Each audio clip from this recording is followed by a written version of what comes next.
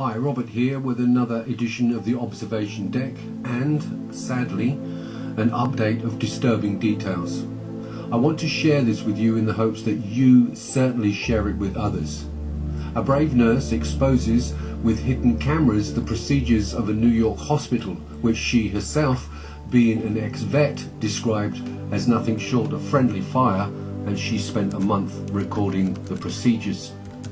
The nurse turned investigative journalist who has spent the last few months on the front lines of the coronavirus pandemic on the inside of two radically different settings.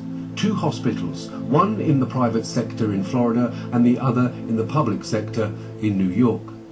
But this was not just any New York public hospital, but the epicenter of the epicenter itself, the infamous Elmhurst in Donald Trump's Queens. As a result of these diametrically opposed experiences the nurse had, she has the ultimate perspective on the pandemic. She has been where there have been the most deaths attributed to COVID-19 and where there have been the least. I have mirrored this episode, but the full version can be seen at the channel, on the channel Journeyman Pictures, and they've got some fantastic interviews about this whole scamdemic, and I'll leave a link in the description below. But it is disturbing, and from what we can see, criminal charges should be brought against those making decisions that amount to nothing less than medical murder. So please share, as Erin, the nurse, states. If the authorities investigated such things as drug use within the sports industry, they have, by orders of magnitude, an even greater need to place a federal investigation with this and other hospitals following these dire procedures. I'll see you on the inside.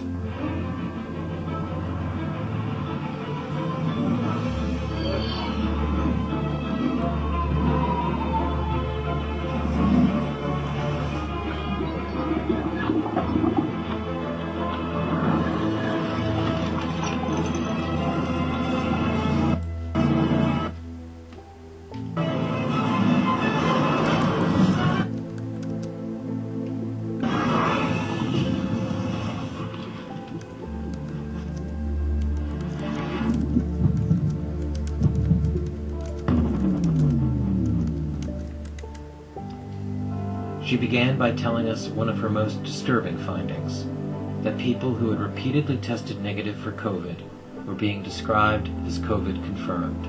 Okay, so if you look close, I'm in my patient's chart. I am pulling up like their laboratory results. So if you look here, you'll see COVID-19 bioreference lab. Here are the test results. As you can see, 5/1/2020 at 17:16, not detected. We test for a second time, 5/4/2020 at 17:59, not detected. So both of those are negative. Scroll up to the top. This is my patient. They are on a vent and they are being called COVID-19 confirmed. So not detected here, but presumptive. Now they're all, but they are detected. They're saying it's confident. Not detected, but it's not detected. So You said that they were vented immediately upon being brought in. Is that? Yeah. So the thing is they're coming in with difficulty breathing, and a lot of these patients are really coming in with anxiety because they're scared. They take them. And they tell them pretty much that if they don't get on a vent, then they're probably not going to survive. But the reality is, if they get on that vent, the likelihood of them walking out the hospital is slim to none.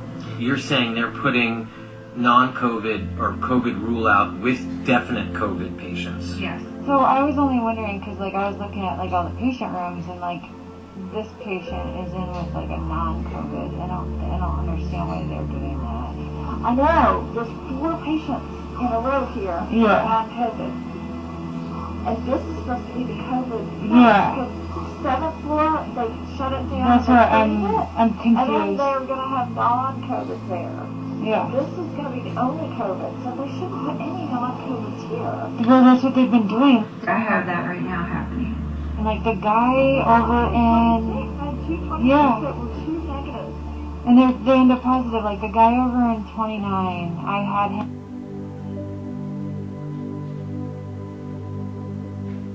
upstairs, so I was in CCU before it. Yeah. And he came in with a stroke.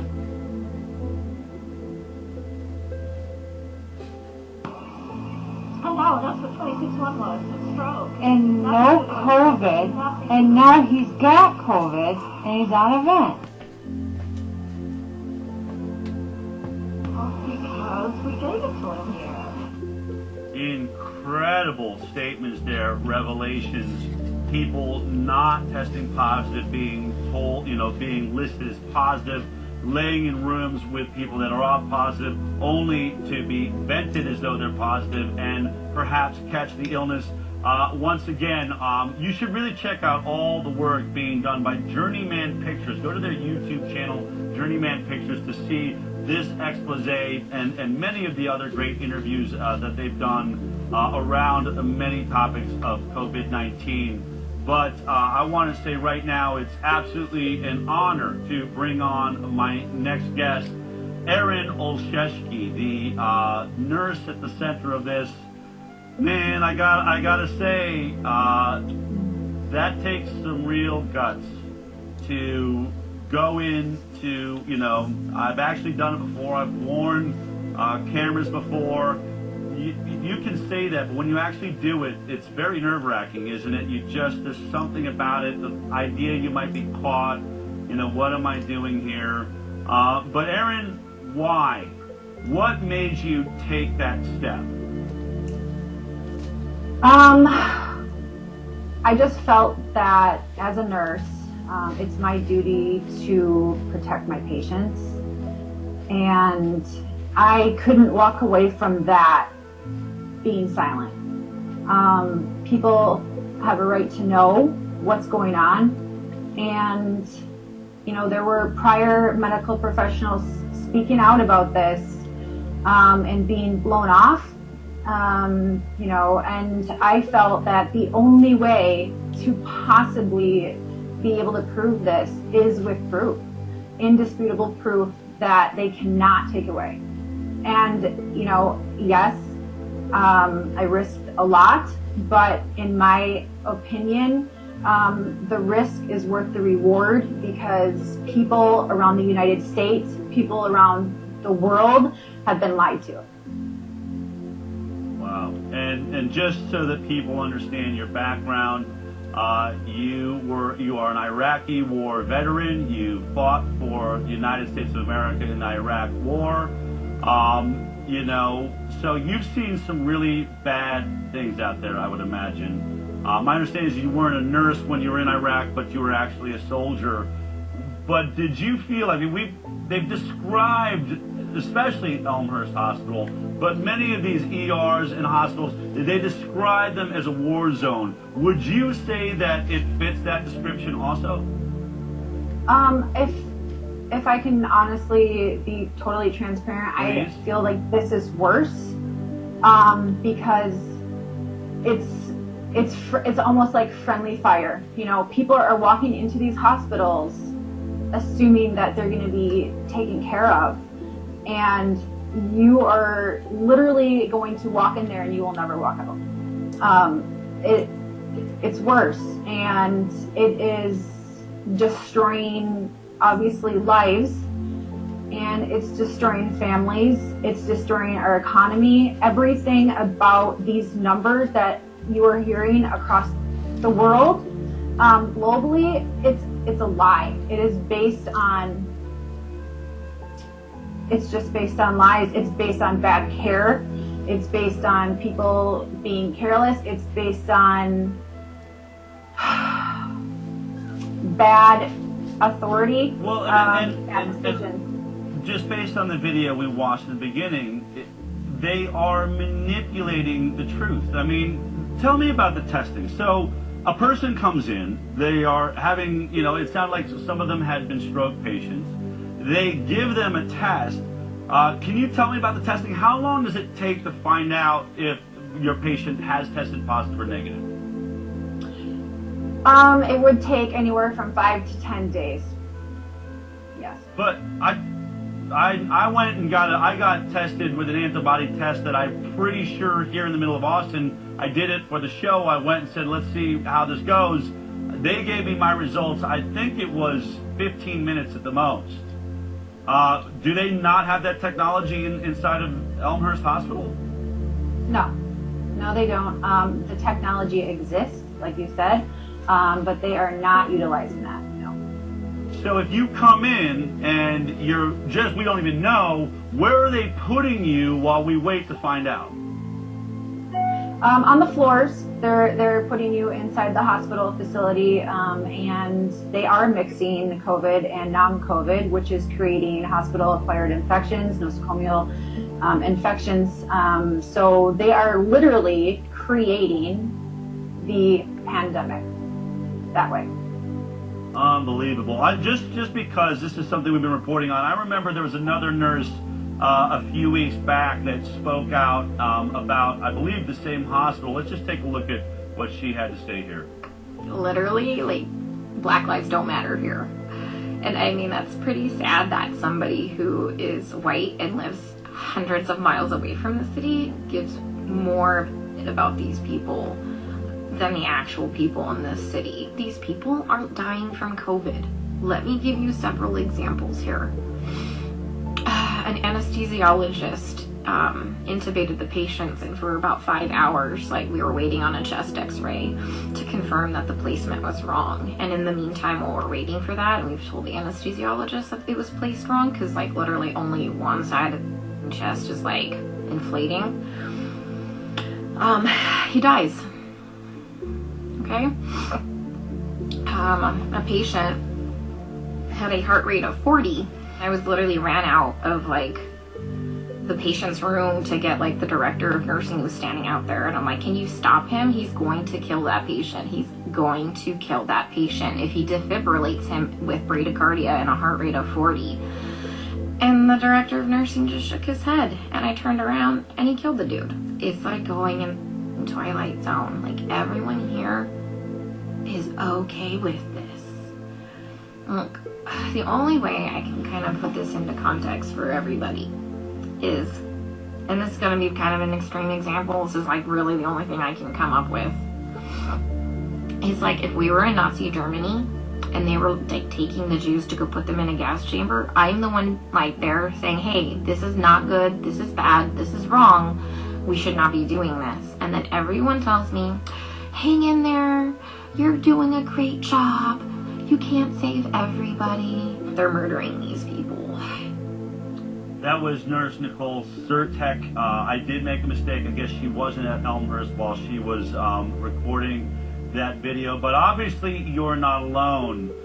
Inside of the hospital system where you work, are you alone? Are you a minority? Are you a majority? What's happening with the nurses? And many of you are journeyman nurses, right? Many of you are traveling into New York to help out.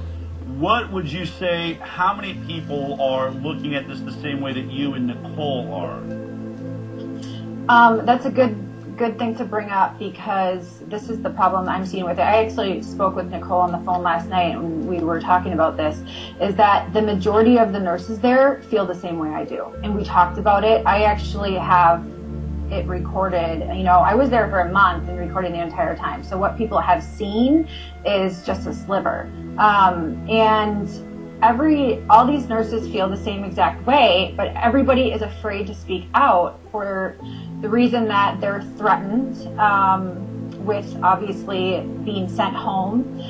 If you ask, questions, if you try to, stick up for your patients and advocate for your patients like nurses are supposed to do, you are reprimanded, and they say over and over, don't make any problems, keep it easy, we don't want to get kicked out, and a lot of it is just based around either being scared of what's going to happen to you, or they don't want to lose that paycheck. Wow, and it's actually, my understanding is you were in Florida, you were a nurse there, you were involved in treating COVID-19 patients there, correct? Correct, yes.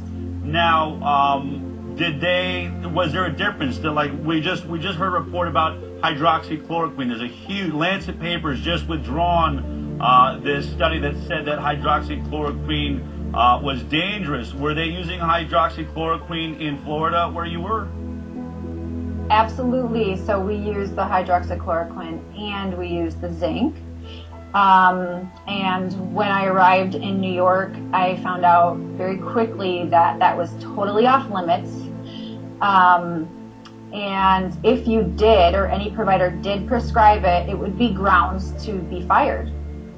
Where was that coming from? How high up did that go?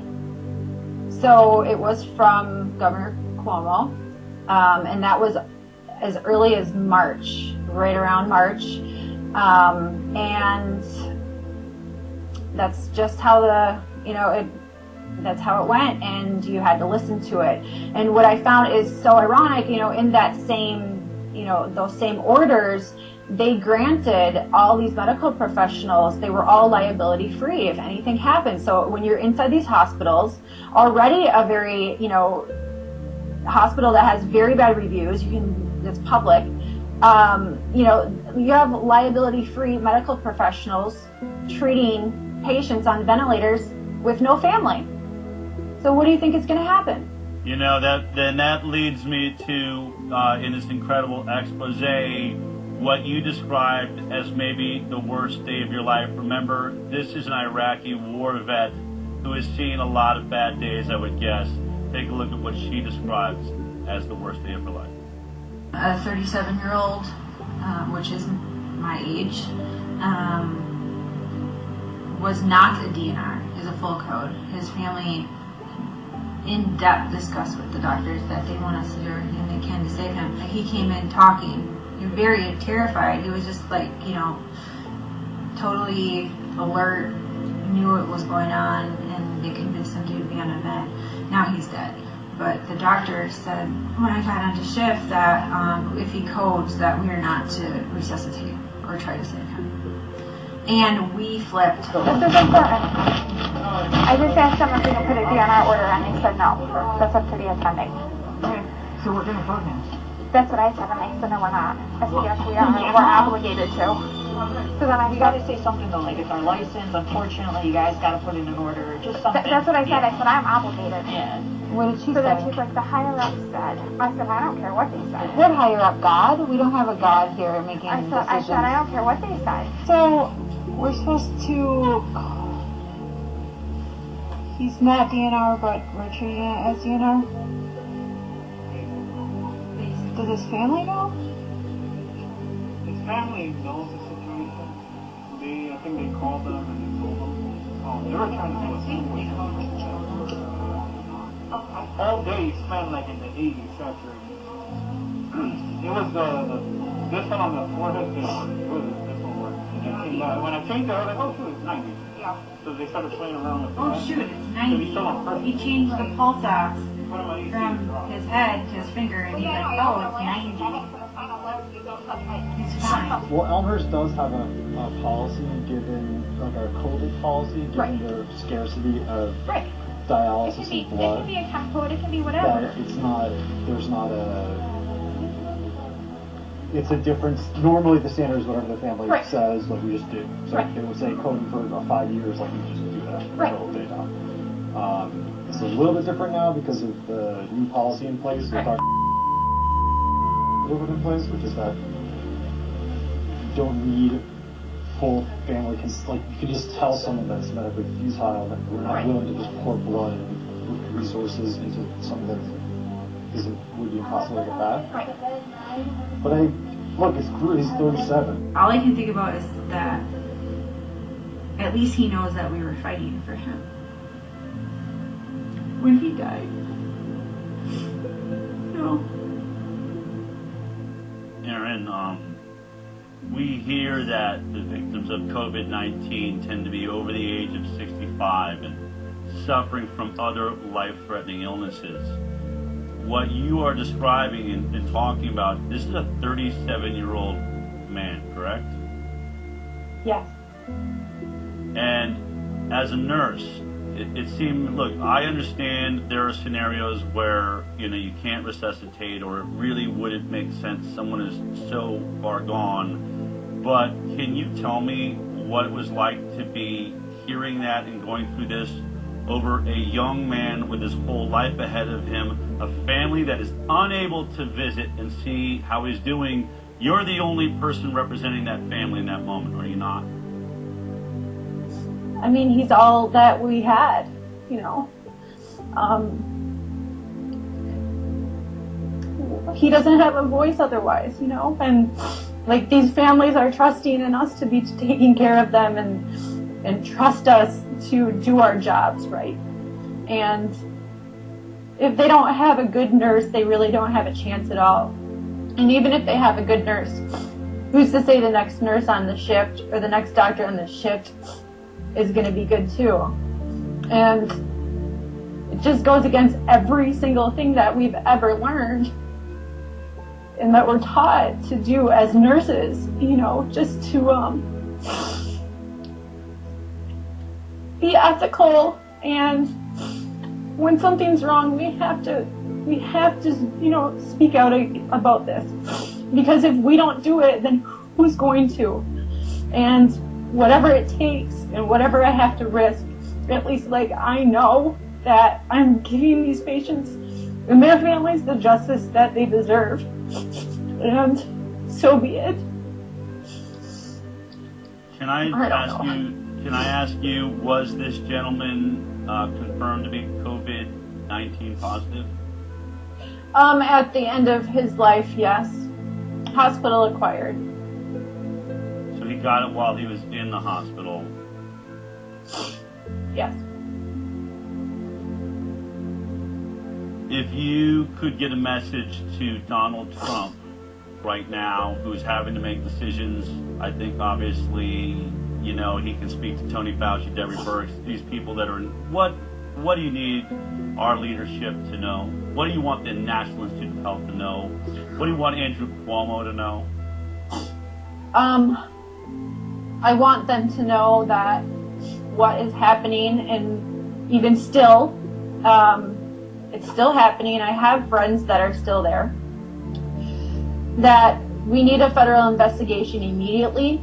We need to go there and we need to flip tables over. We need to go through every single chart. We need to contact every single family, because a lot of bad stuff has happened.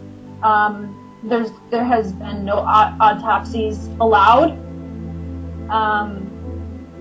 And we just need to go to the absolutely highest power, because I am just one person, but I know that there are a lot more people out there that have a lot more power than me. So I am willing to risk everything in order to bring justice, not only to like the patients, and not only to their families, but to the rest of the world, because I know a lot of people have been going through horrible things. It has shut down the economy. It has taken out businesses. It has, you know, torn apart families. There has been a lot of suicide. I mean, there's so many things that this has affected, and nobody will even look at this. And, you know, if they're going to do a federal investigation for the Major League Baseball steroids issue, then I don't see why they wouldn't do one here. Aaron, I know you're going to continue to be a voice now for the voiceless, and I want to thank you for your courage. You, I think, are representing your country in probably the most brave way you have so far in your life. So let me thank you for that from the high wire. Continue to be brave. Let us know in any way that we can support you. Thank you so much for the truth. Thank you. Thank you guys very much for allowing me to scream the truth.